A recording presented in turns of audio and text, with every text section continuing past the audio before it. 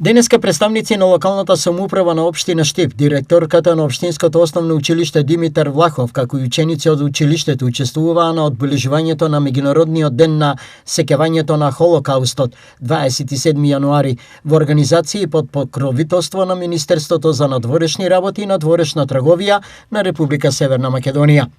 На настанот присуствува амбасадорката на Израел во Република Северна Македонија, незината екселенција господја Вивијан Ајсен, Пепо Леви, председател на еврејската заедница во Македонија, заменик министерот за надворешни работи Зоран Димитровски, директорот на Меморијалниот центар на Холокаустот во Скопје Горан Садикарио, како и представници од дипломатскиот кор.